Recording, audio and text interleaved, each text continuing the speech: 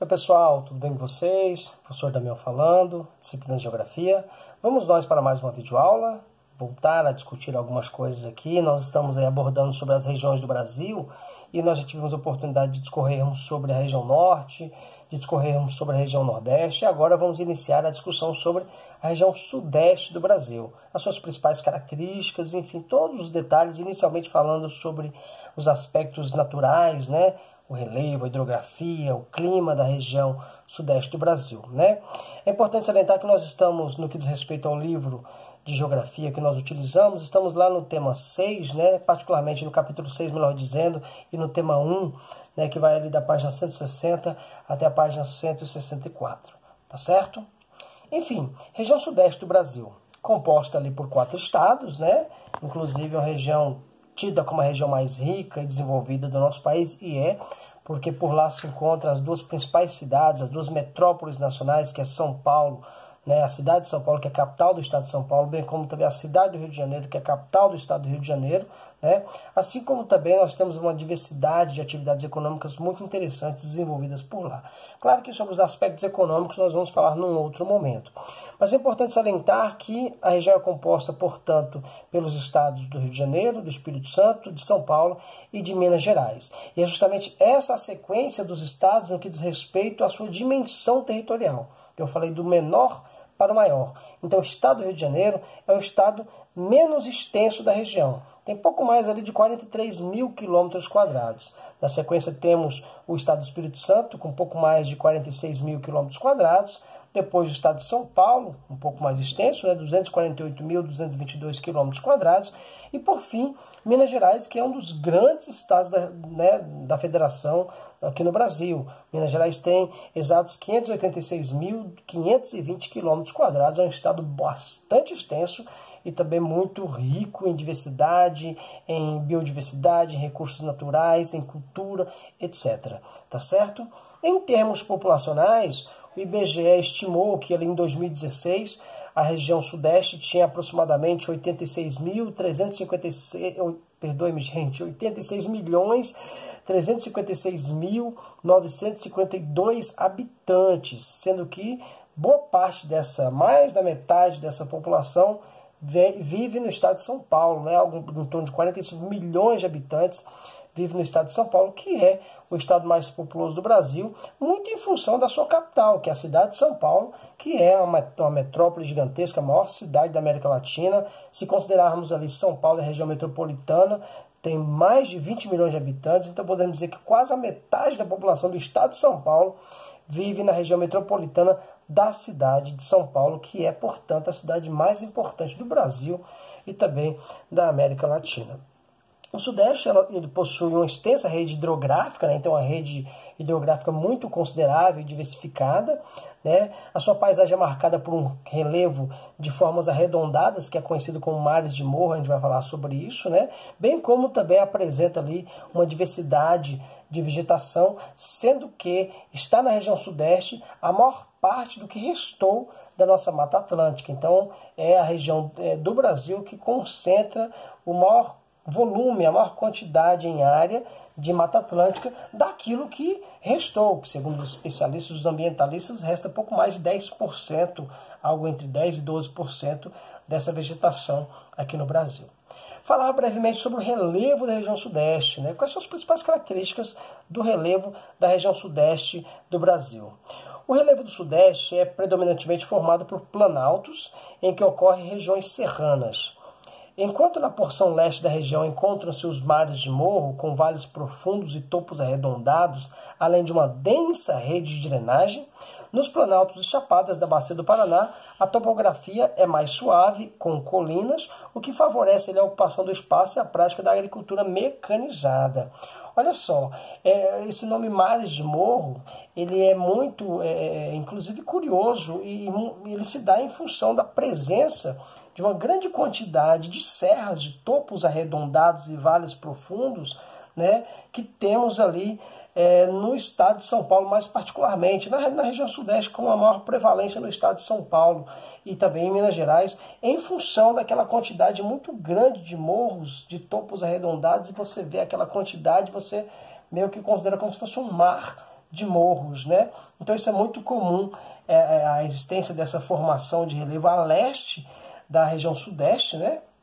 Bem como também aí o texto vai falar também sobre os planaltos, esses um pouco mais suaves, em formato de colinas, que favorecem a ocupação humana, que favorecem a prática da atividade agrícola mecanizada, que está ali na região do Vale do Rio Paraná, né, que é uma região bastante importante também do ponto de vista da produção agrícola e também da ocupação humana, isso tudo em se tratando do relevo da região sudeste do Brasil.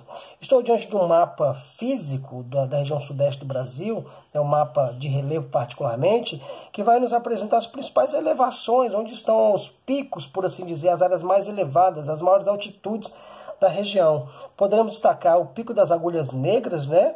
Também o pico das Agulhas Negras ainda no estado de São Paulo, né, ali nas imediações da Serra da Mantiqueira, perdoe-me gente, entre o estado de São Paulo e o Rio de Janeiro, bem como também temos o chamado Pico da Bandeira, no estado de Minas Gerais, né, com mais de 2.800 metros de altitude, é uma outra área bastante de altitude bastante significativa, ou seja, nós temos essas áreas mais elevadas e temos a constituição, portanto, de áreas enfim, morros com esses topos arredondados, denominando os mares de morros mais além, mas também alguns planaltos menos acidentados, onde propicia-se a formação ali das atividades agrícolas mecanizadas, bem como a ocupação humana. Falar da hidrografia da região sudeste, ou seja, as principais bacias hidrográficas existentes na região sudeste do Brasil. De longe é importante nós falarmos sobre dois importantes rios da região sudeste, que é o Rio Paraná e também o Rio São Francisco, né? As bacias hidrográficas desses dois rios são muito importantes na região sudeste. Mas o Rio São Francisco, ele não banha principalmente a região nordeste? Sim. O Rio São Francisco ele é fundamental para o nordeste do Brasil, nós já até falávamos sobre isso. Mas o fato é que o Rio São Francisco, ele nasce no sudeste do Brasil, particularmente ali na Serra, né, em Minas Gerais, né, na região ali da Serra da Canastra, no estado de Minas Gerais, né? E ali ele constitui toda uma bacia hidrográfica, com uma rede fluvial muito importante, né? Que tanto ele vai ali servir a desembocadura do Rio São Francisco, né? O curso natural do Rio São Francisco até a sua foz, bem como o lado oposto, que também constitui ali essa bacia hidrográfica, que vai drenar ali uma grande porção do estado de Minas Gerais e vai se configurar como uma importantíssima bacia hidrográfica, a do Rio São Francisco, bem como também a bacia do Rio Paraná, ela é fundamental ali, principalmente no estado de São Paulo, e se constitui uma importantíssima bacia hidrográfica. Mas outras bacias hidrográficas de menor extensão formam regiões hidrográficas muito importantes, como a região hidrográfica do Atlântico Leste e a do Atlântico Sudeste. Destaque entre essas regiões hidrográficas para os rios Doce e Paraíba do Sul, né, que atuam aqui como importantes eixos de integração entre os estados da região. Então, o Rio Doce e o Rio Paraíba do Sul, além de fornecerem ali não somente água para atividades inúmeras, bem como também para a geração de energia, elas são importantes, esses dois rios são importantes ali para a integração da região sudeste do Brasil. A rede hidrográfica do Sudeste garante excelente potencial, repito, hidrelétrico, né? Porque são rios de planalto, muito importantes para essa atividade, bem como também a navegação, e a região Sudeste acaba sendo integrada, principalmente nesses rios que são ali, portanto, navegáveis. Os rios Paraná, Tietê, Paranapanema, Paraíba do Sul, Doce, Jequitinhonha são muito importantes, têm grande importância tanto na geração de energia como também na navegação, mesmo quando seja necessária a construção de eclusas para equilibrar ali o nível das águas dos rios, né? Então percebam como a rede hidrográfica, a bacia hidrográfica do Sudeste, as bacias hidrográficas e essas regiões hidrográficas do Sudeste do Brasil, elas são ricas, são vastas e são muito importantes por possibilitar inúmeras atividades a serem desenvolvidas nesta região do Brasil. Com relação ao clima do Sudeste brasileiro, nós vamos ter ali uma diversidade bem curiosa. Nós vamos ter desde o clima essencialmente tropical, passando pelo clima litorâneo, teremos também o clima subtropical, até o denominado clima tropical de altitude. São os tipos de clima observados predominantemente nesta região do Brasil, na região Sudeste. O clima tropical ele é predominante principalmente nos estados de São Paulo e Minas Gerais, quais são as principais características desse clima tropical? Os invernos secos e os verões chuvosos, né? E ali, digamos que as temperaturas médias anuais são sempre superiores, na média, superiores a 18 graus. É evidente que um dado período do ano, sobretudo por conta de algumas situações de altitude, por que não, né? Essas temperaturas elas se darão ali, sobretudo no inverno, elas se darão geralmente em menores proporções. Mas, no geral, né, essas temperaturas estarão sempre acima dos 18 graus e esse clima tropical se caracteriza ali pelos verões chuvosos e os invernos secos. E o clima tropical ele é predominante principalmente nos estados de São Paulo e de Minas Gerais. E aí também nós vamos observar variações decorrentes da altitude e da latitude, para que esses climas, ora sejam mais amenos, essa temperatura ora seja mais amena, ora mais elevada. Então é muito importante observarmos isso também. Outro tipo de clima verificado na região sudeste do Brasil é o clima tropical litorâneo, muito influenciado pelas massas de ar oceânicas do Atlântico, naturalmente, né? E aí nós vamos observar esse tipo de clima sendo verificado no sul do estado de São Paulo, né? Basicamente, desculpem-me, gente, na região litorânea de São Paulo, do Rio de Janeiro e do Espírito Santo, com maior prevalência no estado do Espírito Santo e do Rio de Janeiro, onde há, portanto, ali a incidência, a ocorrência desse tipo de clima tropical litorâneo no Brasil. Agora sim, o sul do estado de São Paulo, já com a divisa com o Paraná, é verificado o clima subtropical, que é muito em função do aspecto de latitude, né? Nós sabemos que os 3 estados do sul do Brasil, eles apresentam o clima subtropical por estarem numa região de clima temperado, onde a incidência dos raios solares se dá um pouco mais inclinado do que a região tropical propriamente dita. E o sul do estado de São Paulo, ele está, digamos assim, além do Trópico de Capricórnio, já tendo algumas características do clima subtropical que é verificado nos 3 estados do sul do Brasil.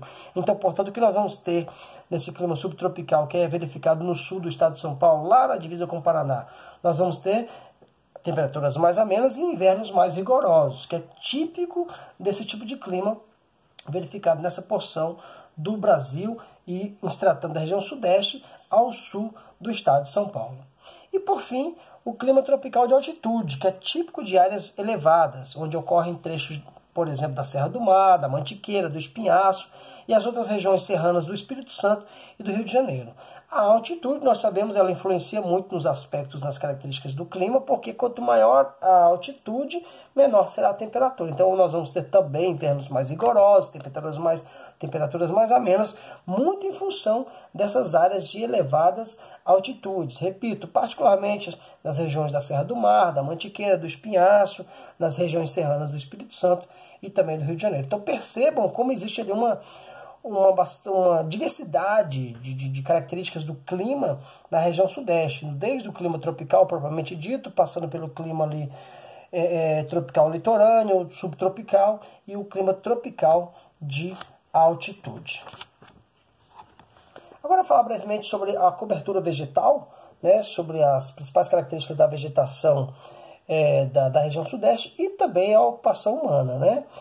Segundo dados da Fundação SOS Mata Atlântica, que nós falávamos anteriormente, hoje resta pouco mais a SOS Mata Atlântica, leva em consideração 8,5% da cobertura original da Mata Atlântica, e outros dados, se nós considerarmos, por exemplo, os remanescentes com mais de 100 hectares, quando juntados a essa cobertura vegetal, digamos assim, original, fica ali em torno de 12,5% de cobertura vegetal da Mata Atlântica, o que é muito pouco, né? É evidente que o que tínhamos no passado, para chegarmos a ter, que seja 10%, que seja 11%, que seja 12%, é muito pouco da Mata Atlântica. Mas o fato é que era ali que estava, na região sudeste do Brasil, que estava a maior área de cobertura vegetal da Mata Atlântica, desse bioma fundamental, que tem uma biodiversidade riquíssima e que hoje está muito escassa, haja vista a ocupação humana, porque principalmente na região sudeste do Brasil tivemos as maiores ocupações urbanas,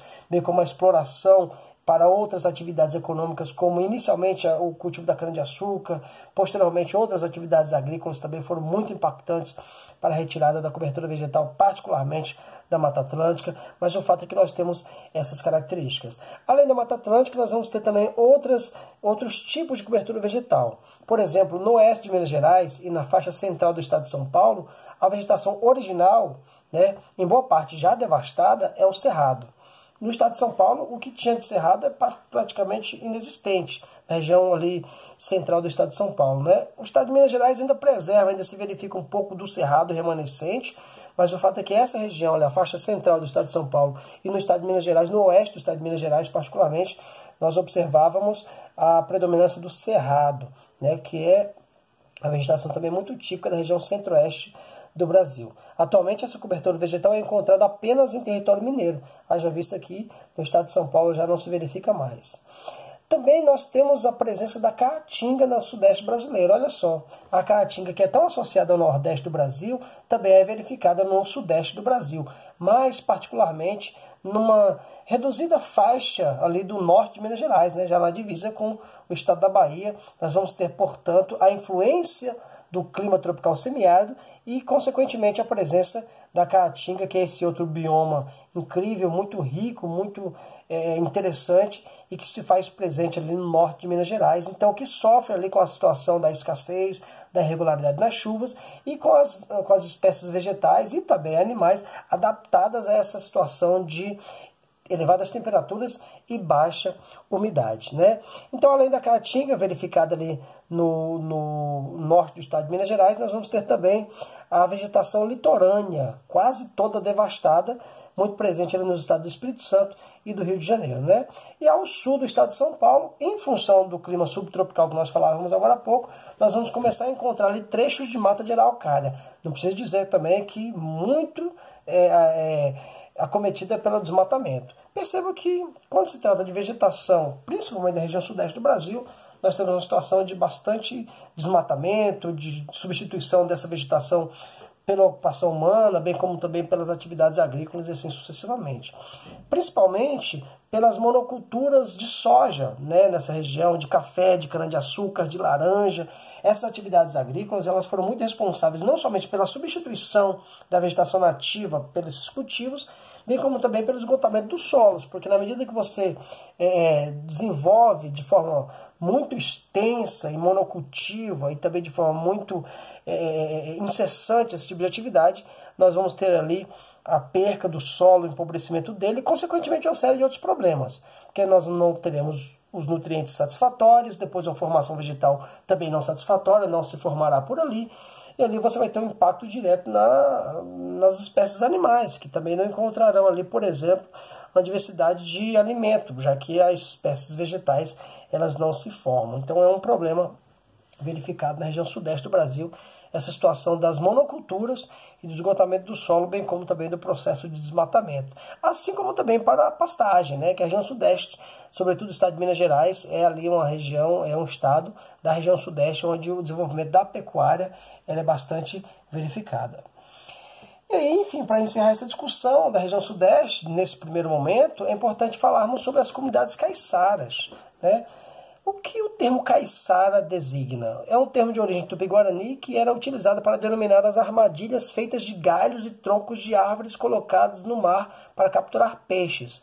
Mas hoje esse termo ele é utilizado para, digamos assim, denominar as comunidades tradicionais que vivem ali numa área particularmente litorânea, que vai ali desde o estado do Rio de Janeiro até, assim, quase na divisa de São Paulo com o Rio de Janeiro, para ser mais preciso, né, até um pequeno trecho do Paraná, já não mais na região sudeste do Brasil. Então vamos entender que os caiçaras eles estão ali muito presentes, pelo menos estavam, né, ali mais presentes na região litorânea do estado de São Paulo. Então os caiçaras são reconhecidos como um dos povos tradicionais do Brasil, originários da miscigenação entre colonizadores, portugueses e grupos indígenas que habitavam o litoral. Os caiçaras contribuíram para a formação da população brasileira.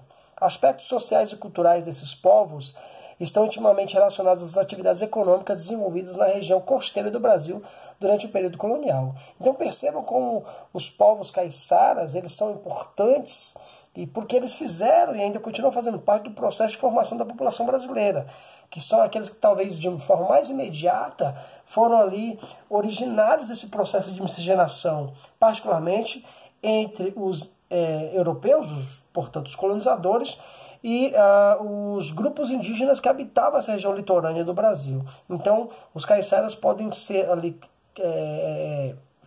considerados como ali remanescentes desse processo de miscigenação.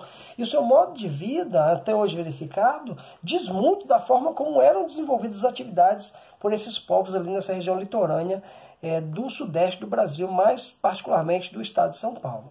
Atualmente são considerados remanescentes caiçaras as comunidades tradicionais que habitam o litoral do estado de São Paulo, Rio de Janeiro e Paraná. Seu território compreende as áreas compostas de fragmentos de Mata Atlântica, de vegetação de restinga, mangues e costões rochosos, né? Áreas, inclusive, hoje cada vez mais ameaçadas pela ocupação urbana, cada vez mais ameaçadas pela especulação imobiliária, e aí uma grande situação a que os caiçaras têm enfrentado. Eles têm sido cada vez mais, digamos assim, vítimas desse processo de especulação imobiliária, já que é uma região litorânea onde eles originalmente sempre habitaram. Então a especulação imobiliária vai em função da construção de grandes casas, de veraneio, daquelas situações todas de resorts, e ali a iniciativa privada tem cada vez mais assediado essas áreas, cada vez mais especulado. Isso tem criado cada vez mais dificuldade para os povos originários, para os caiçaras, para manter o seu modo de vida. Porque não se trata apenas de uma região habitada por essas pessoas, mas de todo modo de vida construído ao longo de séculos por esses remanescentes da miscigenação indígena e europeia, que hoje desenvolvem uma relação muito profunda com o mar, com a pesca, também mesclando com a extração de produtos da floresta, bem como também com ali o desenvolvimento da agricultura, da forma ali bastante simples, nada predatória, ou seja, uma relação muito amistosa, muito salutar para com a natureza que os povos denominados de caiçaras desenvolvem, que hoje ali eles são bastante, digamos que, acometidos por esta incursão da ocupação humana, da ocupação urbana, da especulação imobiliária, e tiveram muita dificuldade, ainda tem, para manterem-se do seu modo de vida, com uma relação muito sustentável com a natureza nesta região litorânea do estado de São Paulo, um trechinho do Paraná e um trechinho do estado do Rio de Janeiro. É evidente, é importante salientar que somente agora eles conseguiram ali, digamos assim, um atestado, por assim dizer, né?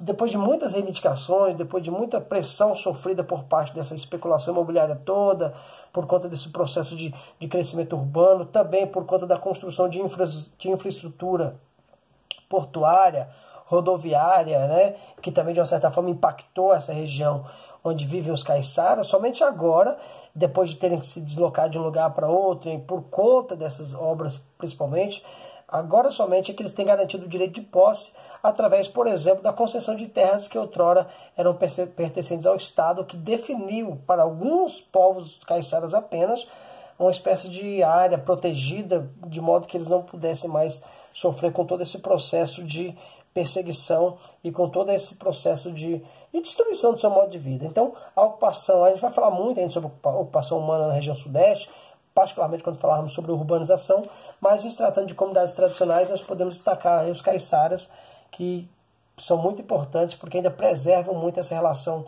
bastante sustentável com a natureza e as suas atividades muito próximas ali do que é necessário mesmo para, enfim, a obtenção de um equilíbrio com a natureza. Inicialmente, o que temos a falar sobre a região sudeste é isso, os aspectos naturais, o relevo, o clima, a vegetação, as comunidades tradicionais. Naturalmente, adiante, nós vamos aprofundar um pouco mais, abordando sobre as características da urbanização, da industrialização e do desenvolvimento econômico. Espero ter contribuído com vocês um pouco nessa nossa videoaula de hoje, e nas nossas atividades, claro, nós vamos aprofundar um pouco mais essa discussão, e nas futuras videoaulas a gente volta a falar sobre a região sudeste. Agradeço a cada um de vocês pela atenção, pela companhia, fiquem bem e até a próxima.